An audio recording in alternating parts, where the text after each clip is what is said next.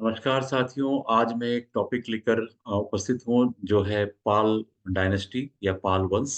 और पाल वंश के बारे में आप सभी जानते होंगे। और जैसा आप त्रिपक्षीय संघर्ष या त्रिगुट संघर्ष आप सुनते हैं पाल, प्रतिहार और राष्ट्रकूटों के बीच में, तो पाल वंश मुख्यतः बंगाल में इनका शासन रहा।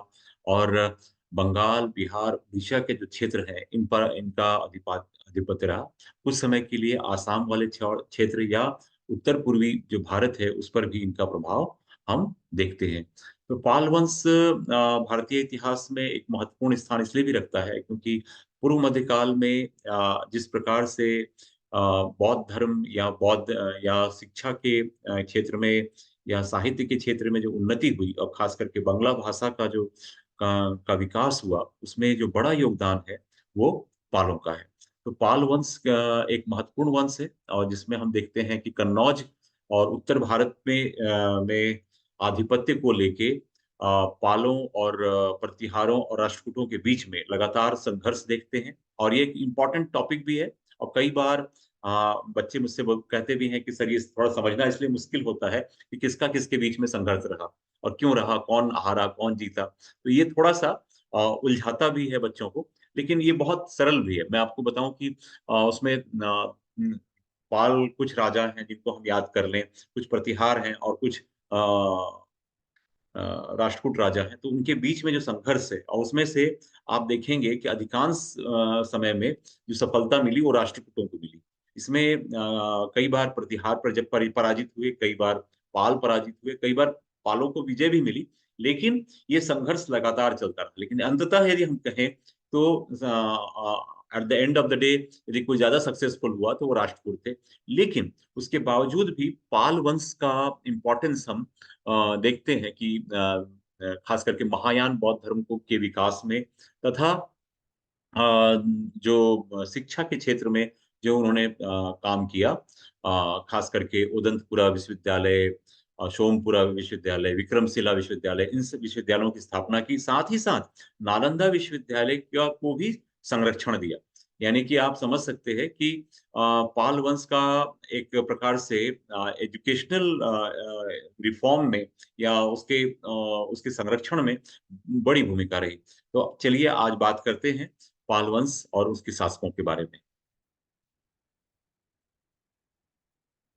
सबसे पहले हम लोग बात करेंगे पाल कौन थे। तो मैंने आपको बताया कि पाल जो है बंगाल के खास करके जिसको गौड़ प्रदेश भी कहते थे, तो बंगाल के क्षेत्र में थे।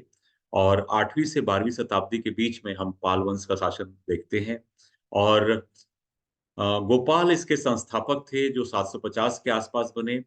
मैं गोपाल के बारे में बात करूंगा, उससे पहले बता दूं कि पाल का संस्कृत में जो शाब्दिक अर्थ है वो होता है रक्षक या प्रोटेक्टर। यानी कि पाल जो है एक प्रकार से रक्षक की भूमिका में हम दिखाई देते हैं।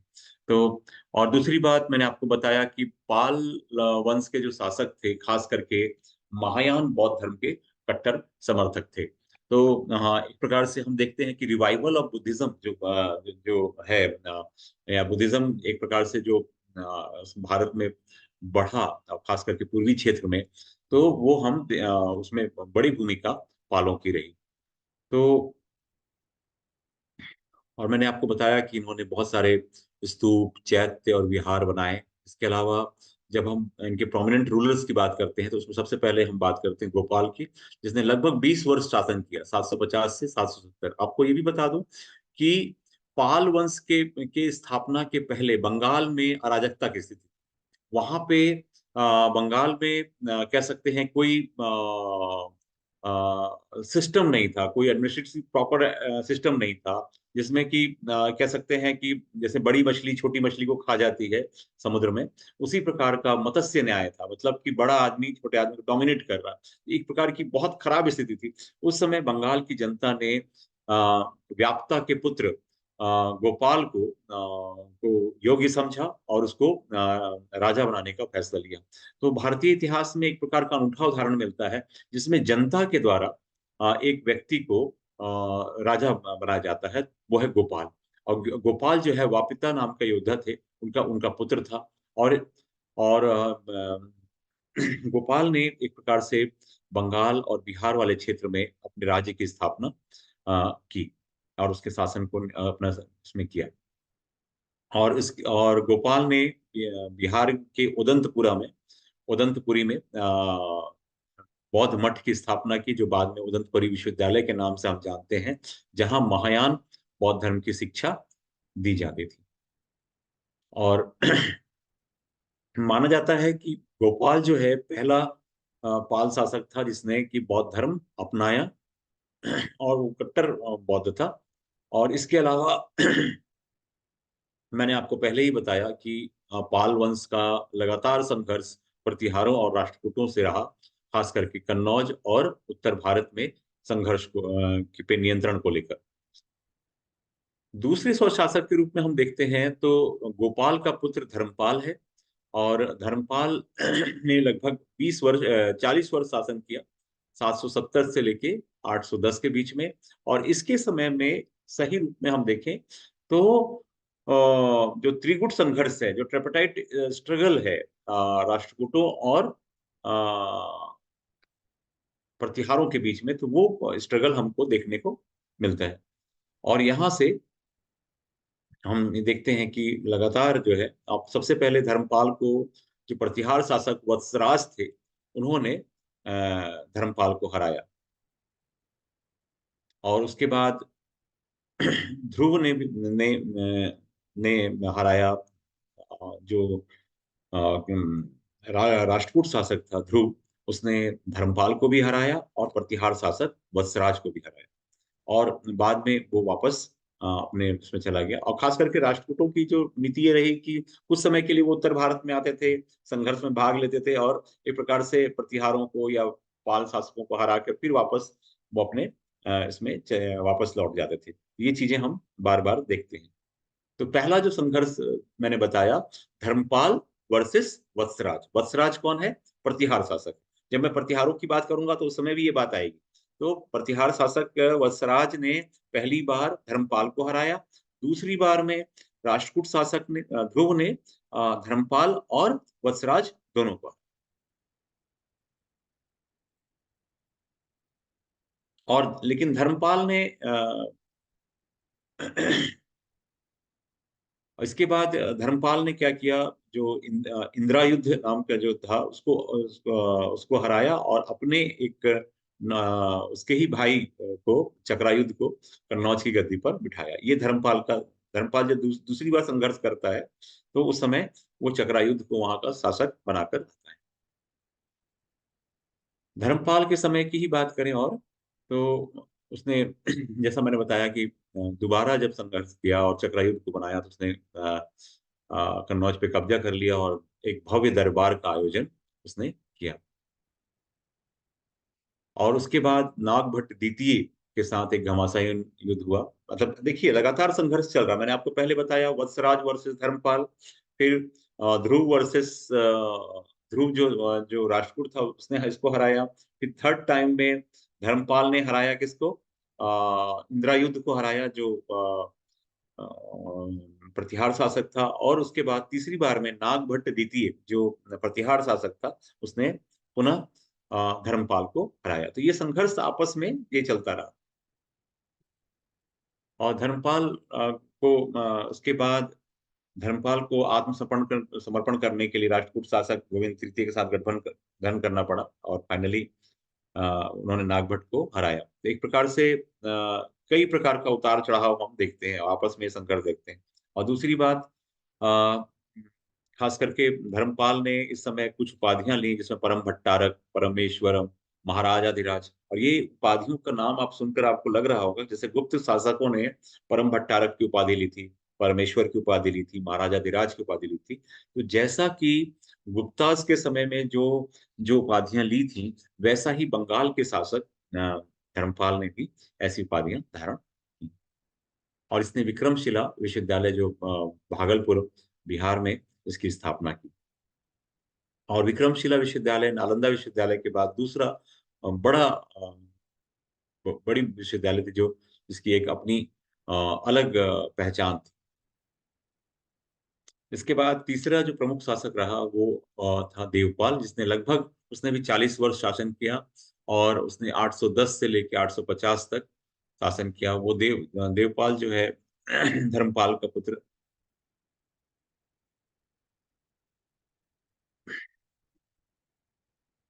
इसके अलावा जब देवपाल शासक बनता है, और कह सकते हैं कि पाल वंश का सबसे प्रतापी शासक कोई था, वो देवपाल था। तो इसने अपना साम्राज्य का जो विस्तार है आसाम, उड़ीसा और कामरूप के क्षेत्रों में किया। और इसका साम्राज्य बहुत बड़ा था, खास करके इसने नॉर्थ ईस्ट, जिसको हम कहते हैं उत्तर पूर्व भारत का जो हिस्सा है, उसने बड़े हिस्से को जीता। और ये भी एक कट्टर बौद्ध था। इसने भी कई मठों और मंदिरों का, बौद्ध मंदिरों का निर्माण कराया। और इसने राष्ट्रकूट शासक अमोघ वर्ष को हराया।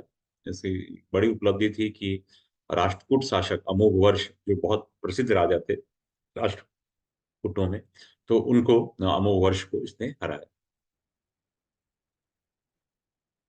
और देवपाल के बाद हम देखते हैं कि जो उसके उत्तराधिकारी थे महेंद्रपाल या सूरपाल, इन लोगों ने कुछ हद तक तो पाल साम्राज्य को बनाए रखने की कोशिश की। लेकिन साथियों, मैं आपको बता दूं कि उसके बाद जो शासक हुए, नारायण पाल, विग्रहपाल द्वितीय, एक लंबी सीरीज है शासकों की, जिसको हम यहाँ पे उल्लेख नहीं कर पाएंगे क्योंकि ये बहुत बड़ा समय है। तो नारायण पाल, विग्रहपाल, ये कमजोर शासक थे, और यहाँ से पाल जो एम्पायर है वो डिक्लाइन की तरफ बढ़ा, खत्म नहीं हुआ लेकिन डिक्लाइन की तरफ बढ़ा। लेकिन इसको हम देखते हैं कि कुछ समय के बाद महिपाल नाम का शासक, जो कि 988 में, आप कल्पना करिए, हम बात कर रहे थे 850 में, 810 से 850 देवपाल का समय था, और उसके बाद कुछ समय तक हमको दिखाई देते हैं जो दूसरे, जो उसके उत्तराधिकारी हैं। और लगभग 100 साल से भी अधिक समय के बाद पाल वंश फिर से रिवाइव हुआ महिपाल के शासनकाल में। और महिपाल, जैसा मैंने बताया कि इसने फिर से बंगाल, बिहार और नॉर्थ ईस्ट वाले क्षेत्र में पुनः इसने, जैसे देवपाल के समय जो शासन था उसी प्रकार से फिर से पाल साम्राज्य को स्थापित करने का प्रयास किया। और ऐसा कहा जाता है कि अपने भाई स्थिरपाल और वसंत पाल के साथ इसने वाराणसी पर भी विजय प्राप्त की थी। और महिपाल के बाद हमको जो सबसे महत्वपूर्ण शासक दिखाई देता है, वो अंतिम शक्तिशाली राजा के रूप में हम देखते हैं, वो है रामपाल। रामपाल एक और इसके रामपाल के जो पुत्र हैं कुमारपाल, इसके समय तक पूरा पाल वंश लगभग समापन की ओर हम देखते हैं। और इसके समय, रामपाल के समय, एक प्रमुख जो साहित्यकार थे, उसके जो कोर्ट पोएट थे, संध्याकर नंदी के बारे में हम जानते हैं। और आपने नाम भी सुना होगा, संध्याकर नंदी ने एक महत्वपूर्ण उपन्यास लिखी थी, रामचरितम। रामचरितम के नाम से संध्याकर नंदी की किताब बहुत फेमस है। इसके बाद अंतिम शासक के रूप में हम देखते हैं मदन पाल को। और मदन पाल लगभग 1144 से 1162 तक इन्होंने शासन किया। और इसके बाद इसका सेन वंश के राजाओं का हम देखते हैं बंगाल में। तो सेन वंश का प्रारंभ हो जाता है। इस प्रकार से अ, एक लंबा, आप देखते हैं जैसे मैंने कहा कि मदन पाल, उसके बाद फिर और भी कुछ छोटे छोटे शासकों के नाम मिलते हैं, लेकिन अंतिम रूप से ये कह सकते हैं कि कुछ चीजें इतिहास में स्रोत के रूप में हम कहें, तो कुछ राजाओं के नाम हमें नहीं मिलते हैं। तो ये देखने को मिलता है कि 750 के आसपास गोपाल ने ये शासन शुरू किया था, और 1162 मदन पाल, और उसके बाद भी एक दो नाम मिलते हैं, गोविंद पाल वगैरह नाम हुए। लेकिन आपको बता दूं कि ये जो 400 साल का जो इतिहास है, इसमें शुरुआती कहें तो गोपाल, धर्मपाल, देवपाल, और उसके बाद धीरे धीरे वो डिक्लाइन की तरफ जाता है, फिर से रिवाइव होता है महिपाल के समय, और उसके बाद रामपाल। तो ये दो हिस्सों में हम पाल वंश को देख पाते हैं। अब पाल वंश की लिगेसी क्या थी, उसके बारे में हम बात करें, तो जैसा मैंने उसके बारे में बहुत सारी चीजें की है। और मैंने आपको बताया कि लगभग 12वीं शताब्दी में पाल वंश को सेन वंश जो है, उसने इसको अपने इस अ, गद्दी से उतार दिया, और फिर एक नए वंश की स्थापना की। लेकिन पाल वंश को हम गोल्डन एरा कहते हैं बंगाली इतिहास में। और खास करके इन्होंने सोमपुरा महाविहार बांग्लादेश में है, उदंतपुरी मठ बिहार में है, और इसके अलावा विक्रमशिला और नालंदा विश्वविद्यालयों का भी शिक्षा केंद्र के रूप में किया। इसके अलावा इनके समय में सबसे महत्वपूर्ण ये है कि बांग्ला भाषा जो आज हम देखते हैं, वो बांग्ला भाषा का विकास पाल वंश के समय ही हुआ। और इसके समय ही पहली बंगाली जो कृति थी चर्यापद, वो उसका उसका साहित्यिक कृति का भी श्रेय इसी काल में होता है। और ये माना जाता है कि देवपाल ने शैलेंद्र के राजा बालपुत्र देव के पास के पास एक राजदूत भी भेजा था। और खास करके ये इसी बौद्ध वंश के बौद्ध धर्म के प्रचार के हिसाब से। इसके अलावा हम देखते हैं कि देवपाल के दरबार में वज्रदत्त, कवि वज्रदत्त थे, जिन्होंने लोकेश्वर शतक की रचना की थी। और मैंने आपको बार बार बताया कि पालों के समय में खास करके जो बौद्ध धर्म है वो पुनः दक्षिण पूर्व एशिया में इसका प्रचार प्रसार हुआ और इसका ये हुआ। और पाल राजाओं ने संस्कृत विद्वानों को भी संरक्षण दिया। और इसके समय में गौड़पद ने आगम शास्त्र की रचना की। इसके अलावा अ,